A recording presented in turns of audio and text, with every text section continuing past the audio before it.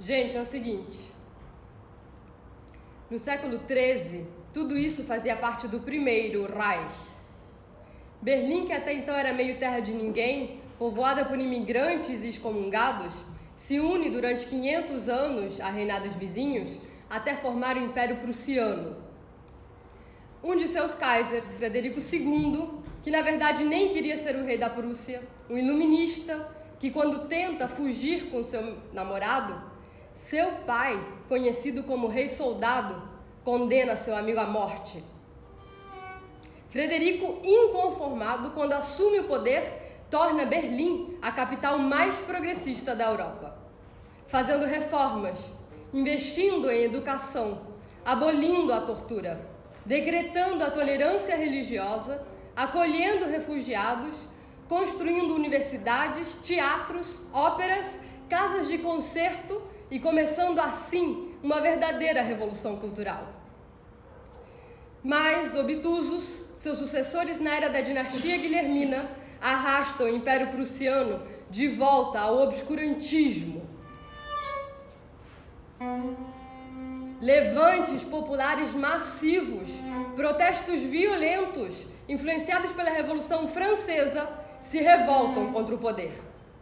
Os radicais exigem o fim da monarquia e a constituição de um Estado que garantisse cidadania a todos. Já os moderados vêm com a ideia de que a Prússia deveria se tornar uma monarquia parlamentarista. Sua Majestade, Vossa Excelência gostaria de reinar esta nova monarquia? Nein, klar nicht. Gott möchte das nur irregieren. É a vontade de Deus.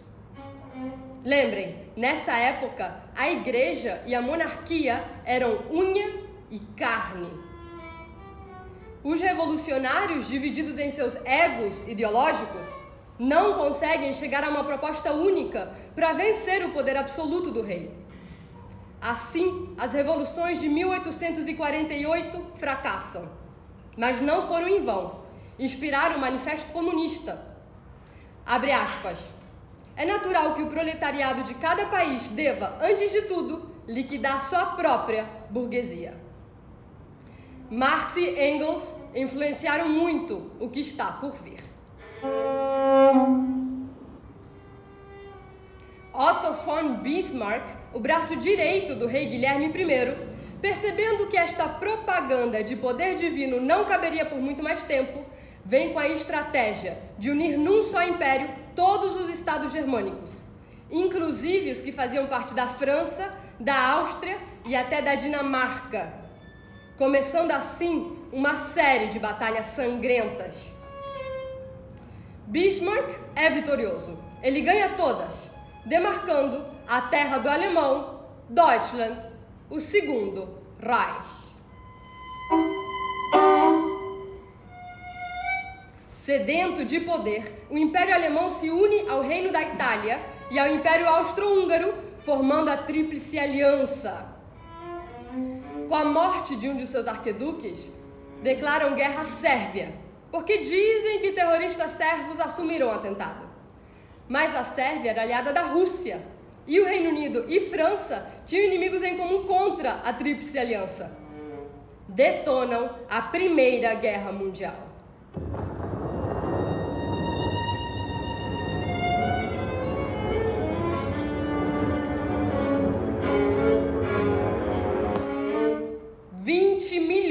Pessoas morrem.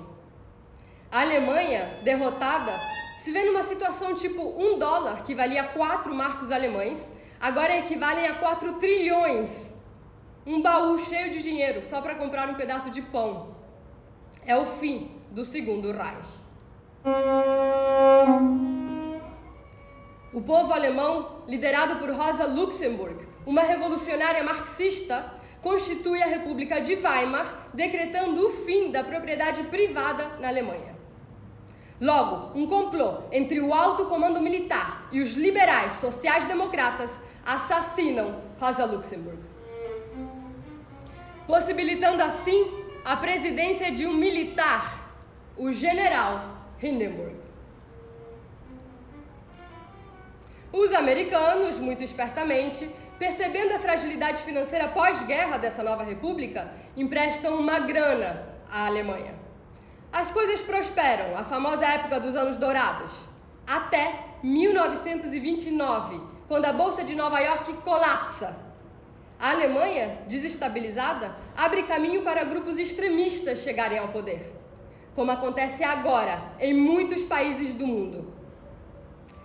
Hitler, com sua retórica ardilosa, apelando por moralidade e cristianismo e com uma propaganda inescrupulosa de combate à corrupção, conquista o apoio da sociedade. Somente quando Hitler deixa claro às oligarquias e à classe industrial suas intenções de manter a propriedade privada e trazer o orgulho alemão de volta através do nacionalismo, é que a aristocracia parlamentar alemã aceita que Hitler vire o cabeça do parlamento. Reichstag, o parlamento alemão, que somente após um mês de Hitler como chanceler, está pegando fogo. Sim, literalmente em chamas. Hitler aproveita para pressionar Hindenburg. Schauen Sie es wären die Kommunisten. Vamos acabar com eles? Hindenburg, acuado, permite Hitler legislar independente do parlamento. O Partido Comunista é extinto, assim como qualquer oposição política. É o fim da frágil República Democrática de Weimar. Bem-vindos ao Terceiro Reich.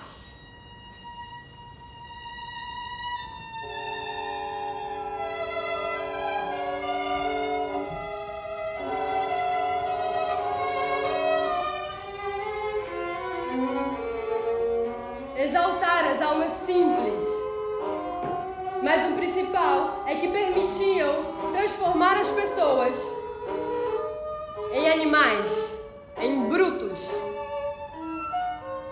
Mas isso deve ser feito cerimoniosamente. Assim, ao tornar-se um bruto, sentia-se um pouco herói e pronto para qualquer tipo de brutalidade, o que era muito útil ao Terceiro Reich. Necessários acima de tudo para enfrentar tudo o que se opunha ao nazismo. Tudo o que bloqueasse o seu caminho.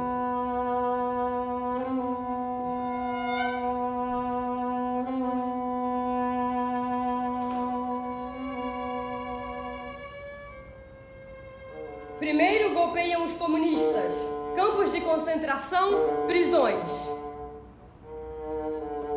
Depois seguiriam os sociais-democratas, os líderes sindicais, os ativistas, os trabalhadores,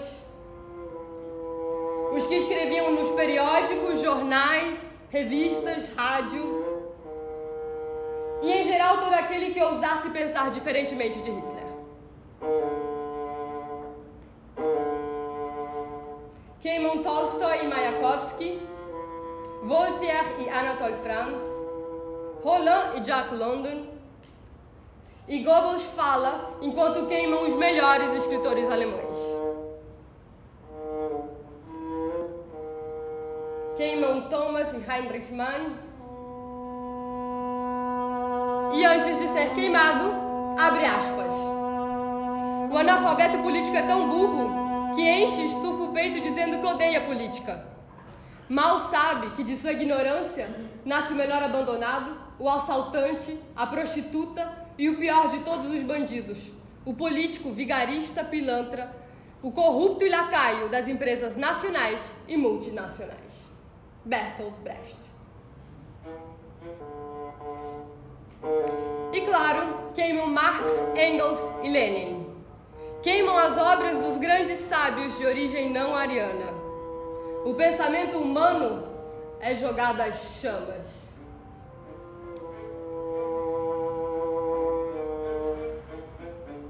Tempos verdadeiramente sombrios começam aqui. Hitler, endeusado, através do Ministério da Propaganda, consegue implementar a lei de superioridade da raça ariana. Deutschland über alles. Alemanha acima de tudo. Assim cantavam os nazistas. E a fim de criar um império ainda maior, Hitler invade a Polônia. A Polônia fazia fronteira com a União Soviética. Foi um passo maior que suas pernas. Os aliados, principalmente Inglaterra, França e Estados Unidos, se unem aos soviéticos para conter essa expansão megalomaníaca de Hitler. Segunda Guerra Mundial.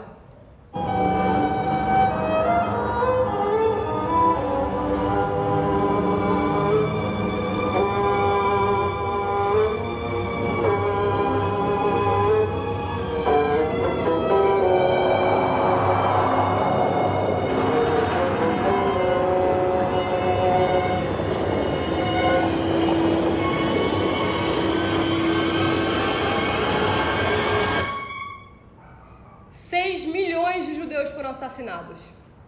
Por que os judeus?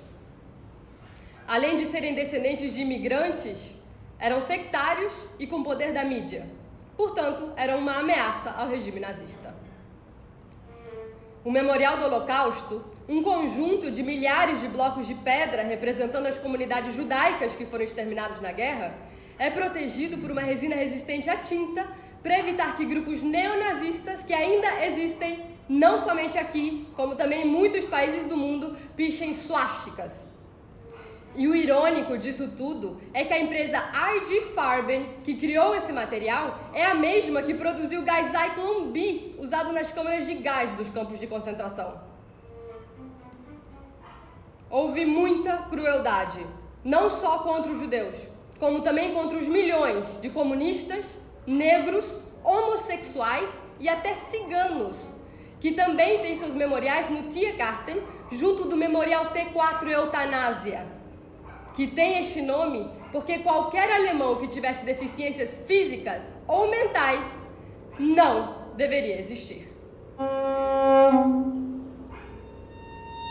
Imagina o tipo de lavagem cerebral que estava acontecendo aqui na ascensão nazista, já que existem registros de famílias entregando seus próprios filhos à morte, apenas porque não eram humanos perfeitos.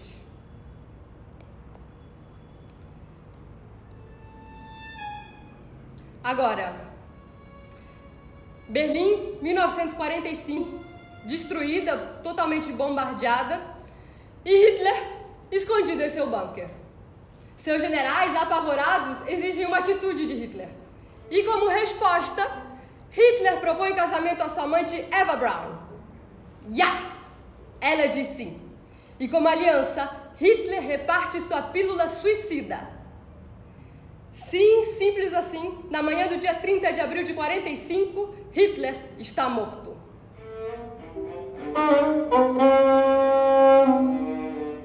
Esta é a versão oficial, que é polêmica. Porque durante a construção de estação de metrô da Friedrichstraße, onde acharam passagens secretas que ligavam o bunker com o aeroporto Tegel, especula-se que Hitler fugiu pra cá. Pela segunda vez, mais uma vez derrotada, a Alemanha se vê numa situação tão frágil que acaba ocupada e dividida. De um lado, aliados capitalistas, e do outro, a União Soviética. Muita gente acha que Berlim ficava no meio da tal cortina de ferro. Mas, na verdade, Berlim ficava totalmente do lado soviético da Alemanha.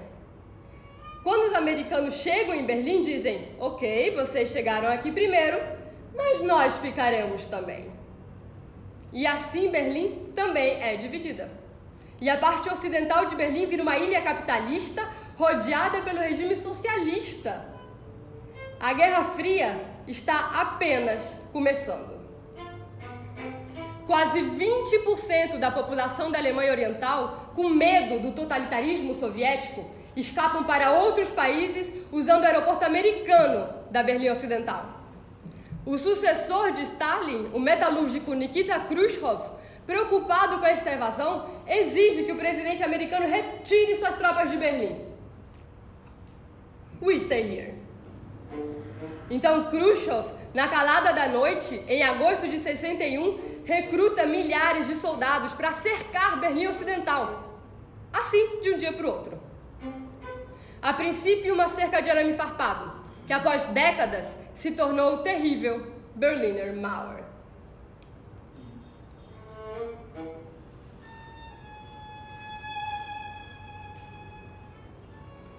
Mais uma vez, aqui na Alemanha, foi onde quase começou a Terceira Guerra Mundial.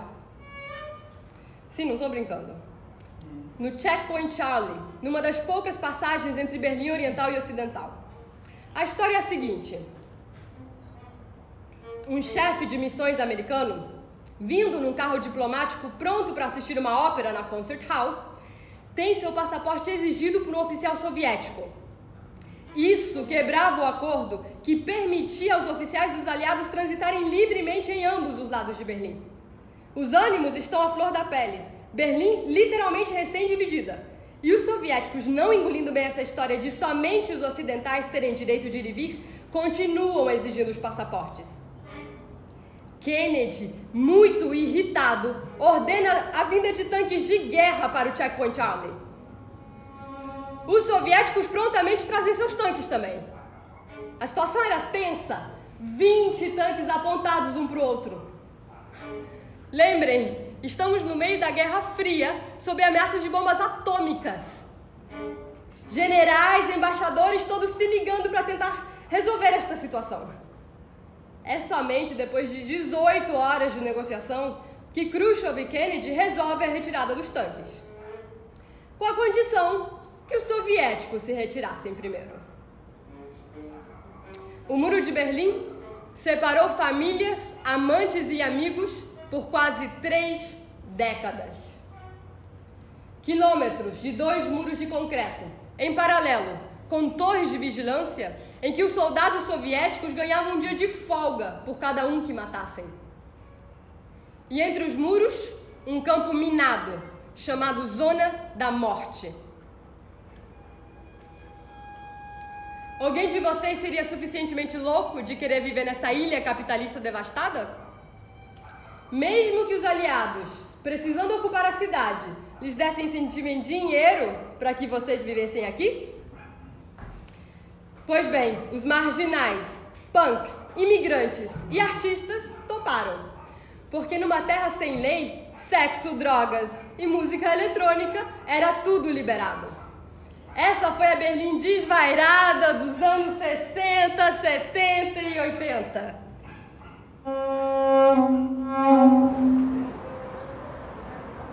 Em 89, com a decadência da União Soviética, o absurdo que era o muro se torna intolerável. Um jornalista pergunta a Schabowski, o porta-voz da Alemanha Oriental, quando é que Berlim será única novamente. Schabowski, sabatinado, acidentalmente responde imediatamente. Isto está sendo televisionado ao vivo.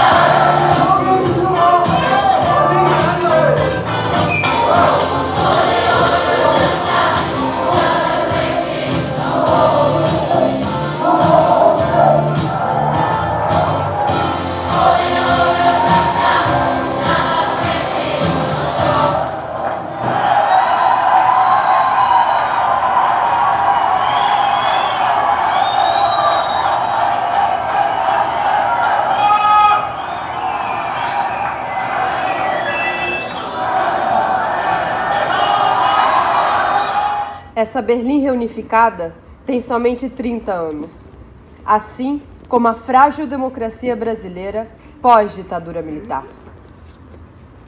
Eu, Fernanda Viseu, com os mesmos 30 anos, lhes pergunto: e agora?